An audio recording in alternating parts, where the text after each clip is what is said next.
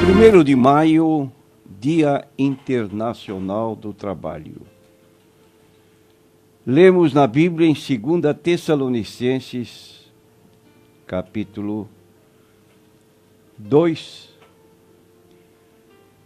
estas palavras do apóstolo Paulo, que ele recomendava que os cristãos não deixassem de trabalhar. Então diz a Bíblia Sagrada: porque ainda quando estávamos convosco, vos mandamos isto, que se alguém não quiser trabalhar, não coma também. Porque ouvimos que alguns entre vós andam desordenadamente, não trabalhando, antes fazendo coisas vãs. 2 Tessalonicenses, capítulo 3, versículos 10 e 11.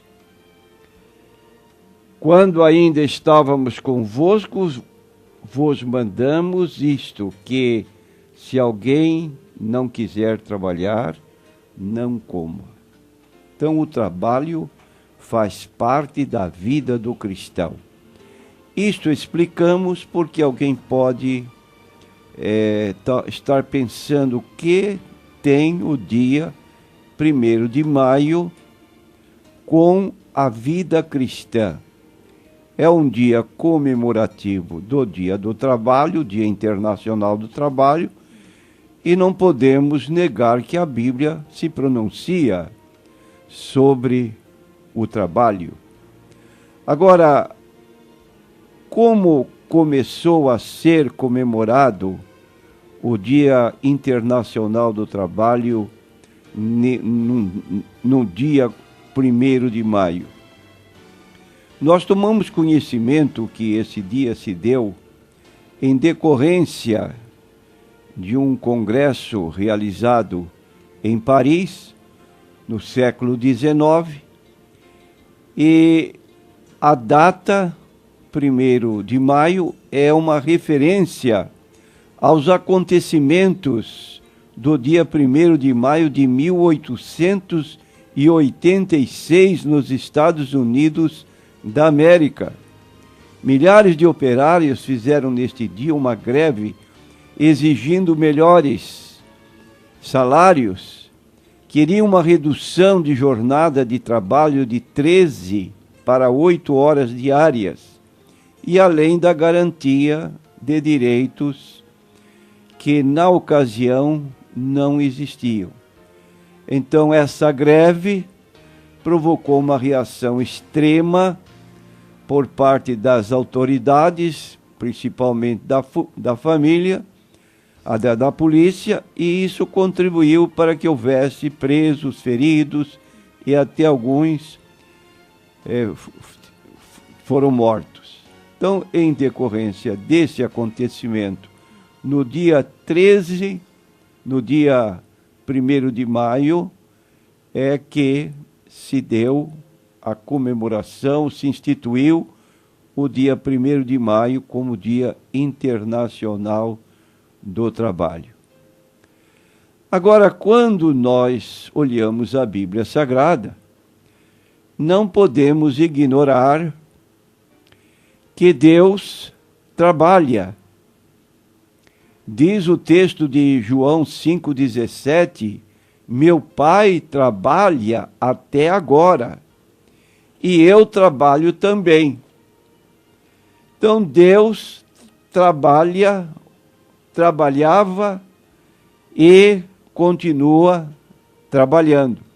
Não naturalmente criando o mundo, mas dentro das atividades que lhe são próprias, como dominador, como Senhor do universo. E dentro do trabalho que Deus realizou, nós vamos encontrar no livro de Gênesis, no capítulo 1, que ele criou o homem no 6º dia da criação. Diz o versículo 26 até o 28 do livro de Gênesis, capítulo 1, E disse Deus: façamos o homem à nossa imagem, conforme a nossa semelhança, e domine sobre os peixes do mar, sobre as aves dos céus, sobre o gado, sobre toda a terra e sobre todo réptil que se move sobre a terra. E criou Deus o homem à sua imagem, a imagem de Deus o criou, homem e mulher o criou.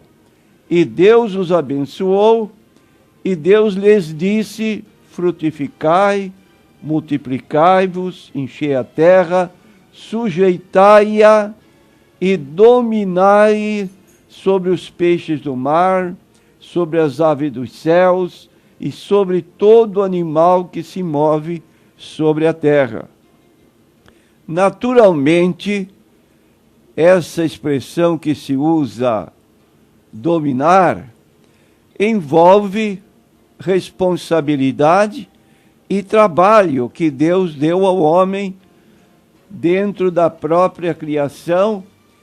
E Adão não foi uma pessoa desocupada, embora estivesse dentro de um jardim do Éden, como a Bíblia apresenta, e formou o Senhor Deus o homem do pó da terra, e soprou em suas narinas o fôlego de vida, e o homem foi feito alma vivente, e plantou o Senhor Deus um jardim no Éden, do lado oriental, e pôs ali o homem que tinha formado, e o Senhor Deus fez brotar da terra toda árvore agradável à vista e boa para a comida, e árvore da vida no meio do jardim, e a árvore do conhecimento do bem e do mal.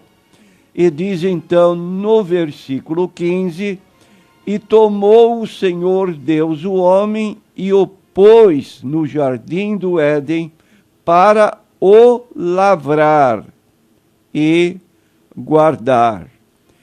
Quero dizer então que faz parte do projeto de Deus que o ser humano se projete sobre o mundo e entenda que trabalhar não é um peso, trabalhar não é um castigo, trabalhar não é meramente suprir uma necessidade, mas faz parte do ser humano trabalhar.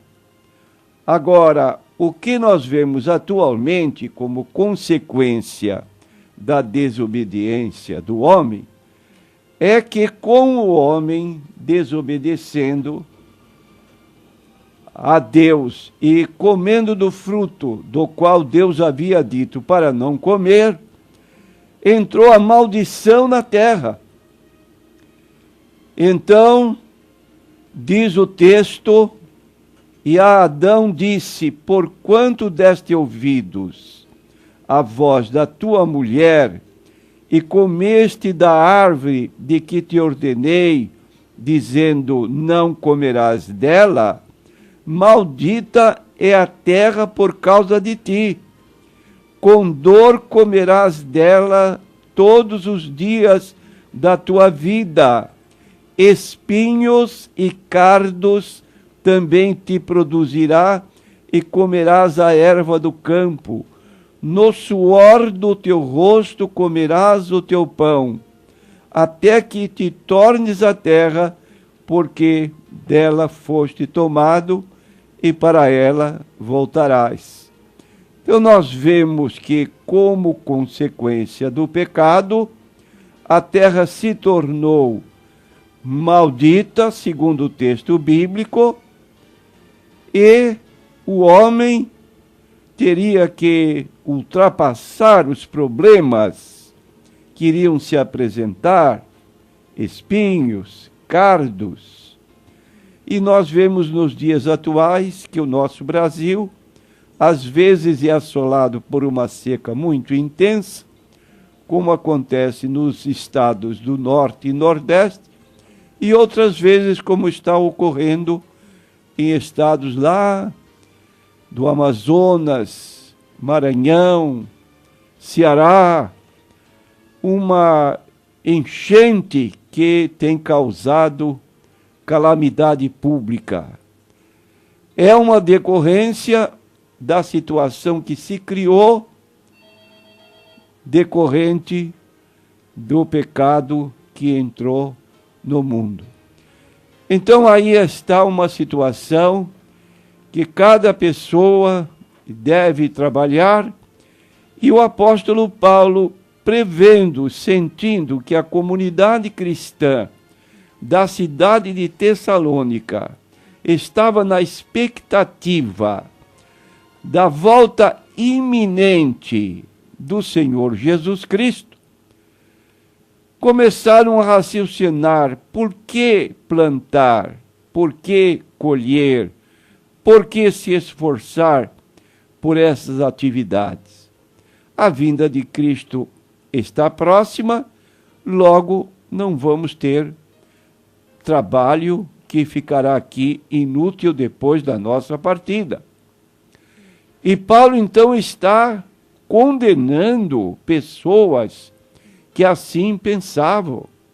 Temos ouvido falar que entre vós há quem não quer trabalhar, e ele diz que se não quiser trabalhar, que também não deve comer. Então, é uma necessidade física, alimentação, obviamente, deve haver o trabalho correspondente.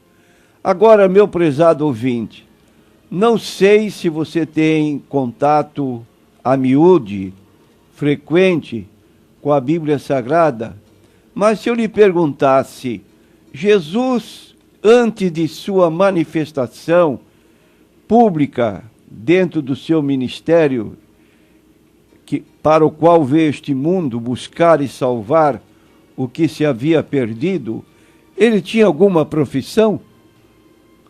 Ou Jesus era uma pessoa desocupada, esperando chegar aos 30 anos para iniciar seu ministério, e até então nada fizesse a não ser aguardar?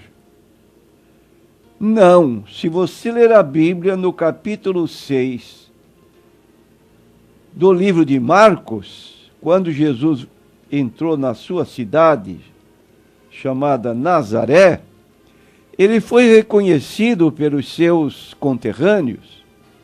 E aí fizeram uma interrogação no capítulo 6, versículo 3 de Marcos. Não é este o carpinteiro, filho de Maria, irmão de Tiago e de José, e de Judas e de Simão? E não estão aqui conosco suas irmãs? E escandalizavam-se nele. Ora, esta declaração, encerrando aqui uma pergunta, não é este o carpinteiro? Então Jesus trabalhava na mesma profissão do seu pai adotivo. José era carpinteiro e o filho Jesus se tornou um carpinteiro.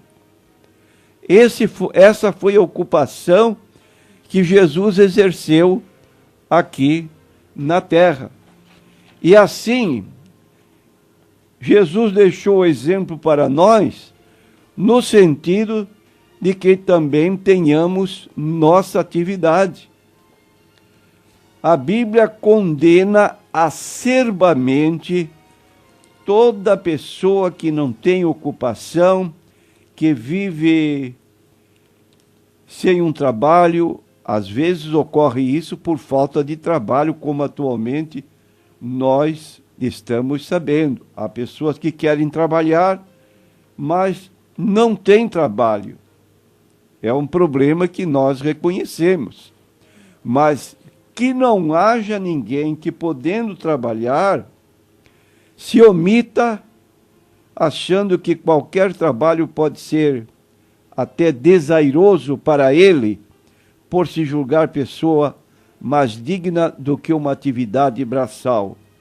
Diz aqui no capítulo 6 do livro de Provérbios: O escritor diz assim no capítulo 6, versículos 6 a 11: vai ter com a formiga, ó preguiçoso. Olha para os seus caminhos e sê sábio, pois ela, não tendo chefe, nem guarda, nem dominador, prepara no verão o seu pão, na cega junto o seu mantimento. Ó preguiçoso, até quando ficarás deitado? Quando te levantarás do teu sono?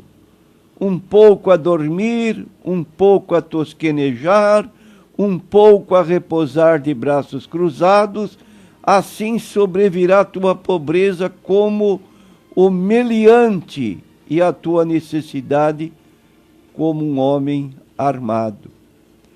Então, Salomão recomenda que olhemos para a formiga, um inseto que trabalha, e todos nós conhecemos a fábula de La Fontaine sobre a formiga e a cigarra, ou a cigarra e a formiga. A cigarra, no tempo do verão, cantava, se admirava que a formiga sempre estivesse trabalhando, convidava para se juntar a ela, deixando de trabalhar. Passou o verão, veio o inverno. A formiga se retirou para a sua casa com provisões e a cigarra do lado de fora, com um frio inclemente, bateu à porta, pedindo socorro de entrada e alimentação. E a formiga pergunta: o que você fez durante o verão? Ah, durante o verão eu cantei. Então, agora você dance. É uma fábula, não é uma realidade, mas é muito conhecida. Vamos trabalhar, e principalmente trabalhar para quem é cristão, que sente a responsabilidade da ordem de Jesus. Em Mateus 28, 19, ide, ensinai todas as nações, batizando-os em nome do Pai e do Filho e do Espírito Santo. Marcos 16, versículos 15 em diante, ide por todo o mundo, pregai o Evangelho a toda criatura. Quem crer e for batizado será salvo, mas quem não crer será condenado. E estes sinais seguirão os que crerem: em meu nome expulsarão demônios, falarão novas línguas, pegarão nas serpentes, se beberem alguma coisa mortífera, não lhes fará dano algum, e porão as mãos sobre os enfermos, e eles curarão. E eles, tendo partido, pregaram por todas as partes. Ativos, trabalhadores do Evangelho, como nós comumente chamamos de obreiros.